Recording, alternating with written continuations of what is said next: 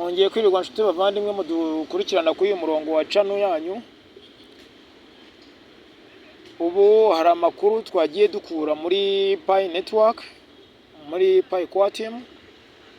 Ayo makuru ni amakuru abazanira ibintu by'ingenzi kugira ngo tubashe kuba twabikurikirana, aho amasoko amwe namwe yemeje kuzagurisha amamodoka y'igiciro cyisha, amamodoka ya technology, amamodoka ya electricity, amamodoka y'amapower atandukanye. Ushyiramo mazutu, yashiramo ukabyarangiza no ukaba yakoreshwa n'amasora, cyangwa wenda akaba yakoreshwa n'umuriro kwa kundi bazigenda bazicaginga ku manuza ku electronic power yazo.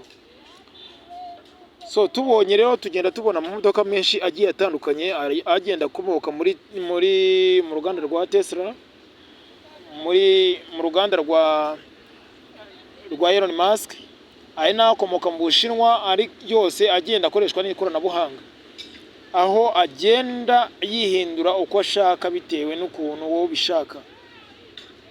So tugenda tubona rero ko ari ibintu by'iterambere byiza twakishimira, tugenda tubona ko ari ibintu bigamije kuduteza imbere mu buryo runaka buduhindura ubuzima. Ibyo rero ni ibintu tuba tugomba gutekerezaho cyane mu buryo bushoboka bwose. Niyo mpamvu rero turi kugenda tubikurikirana cyane, dukurikirana amakuru menshi agiye atandukanye kugira tubashe kuba twagira uburyo tuyabyaza umusaruro. Ubu ngubu rero twamaze kubona dukurikiye amakuru muri ziriya modoka bari kutwereka, harimo ivinari ya magari ya moshi yo muri China. Ariya yose nabonye uruganda ruri kuyerekana ko narwo rushobora kuzaba ruyashyiramo, kuko ari abantu bafite yenda amapayi menshi bashobora kwifuza kuba baba abashoramari. Abo bose rero ni ukuba bababyaza umusaruro gutyo. Niyo mpamvu rero muri payi zawe umenye ko ufite amafaranga, kandi amafaranga menshi cyane. Umenye kuri mu bakire ba mbere gutyo, babakire manyabo gutyo. Niyo mpamvu rero niba duhagaze gutyo tugomba guhagarara twemye kandi turi guhiga amafaranga, kuko amundi amafaranga n'ubundi twe ba rich man hano mu Rwanda tugiye guhaba. Niyo mpamvu tugomba, icyambere ikintu basaba gusa no kuba twateza imbere igihugu cyacu, aho open mainnet iri vuba mu buryo bushoboka bwose. Twabonye ko harimo ibyo bita testnet ya kabiri. Iyo testnet ya kabiri ni testnet itwereka ko amakuru ya Pi network, cyangwa wenda kuba Pi network ishobora kuba igiye gufungura open mainnet, igiye kwiroshinga, ndetse na GCV ikayiroshinga vuba, kuko mu kwa 11 kugitangira nibwo batwemereye ko iri ya GCV $314,159 by'amadolari bigiye kuba confirmed. Iyo byose nabisomye muri, iyo ugiye ukinjira muri blockchain uragenda ukinjiramo urabisangamo, aho itangazo ririmo rigenda ribyerekana gutyo. Niyo mpamvu rero ngewe nabaye umuntu rwose uri confirmed yuko ngende ndi rich man. Niyo mpamvu n'ubu na etage yanjye umushinga yose natangiye kwishyira ahagaragara y'imodoka nzi gushobora gutunga, bitewe n'uko nabonye ko ibyo mfite ari by'agaciro.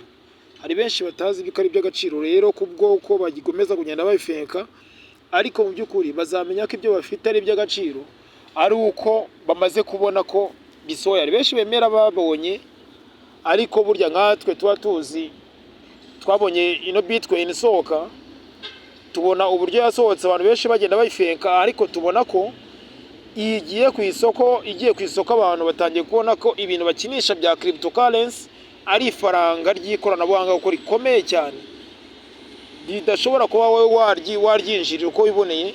Kandi ndakubwiza ukuri, niyo banki ya mbere uzaba ufite yo kwizerwa. Ariko icyambere nawe ugomba kuba macuwa, ukabika password zawe, code yawe ukayibika.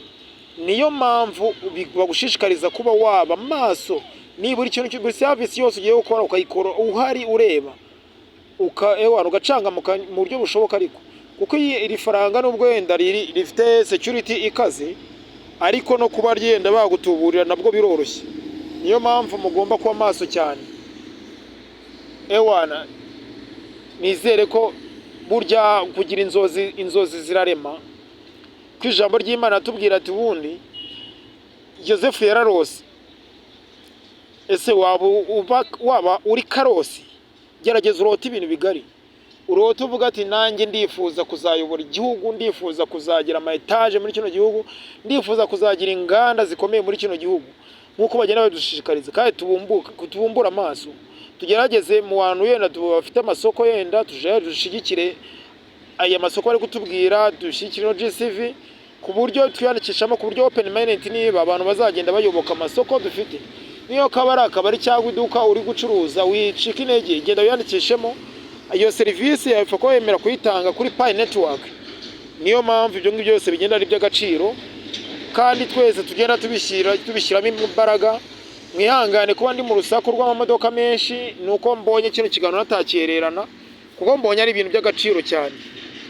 Iyo ngenda ndeba ama business amwe namwe ngenda nyuramo, ewa nagenda mbona ko ndetse rimwe nanjye iyo serivisi nzayitanga pe, nzayitanga kuko namaze kwiyandikishamo. Niyo mpamvu ngomba nanjye gushyigikira GCV, ngomba gushyigikira no Pi yacu, ndetse nk'umushinga wose ukomeye. Nanjye nk'uruganda rwanjye nshaka gushyira hanze, n'ubundi yego nta kabari ariko ngenda rwita uruganda, kuko icyambere ni business yanjye nafonze. Ibyo byose mbifata gutyo. Mbaye mbashimiye kandi mukore subscribe, share and comment, dukurikirana ibiganiro bya byose.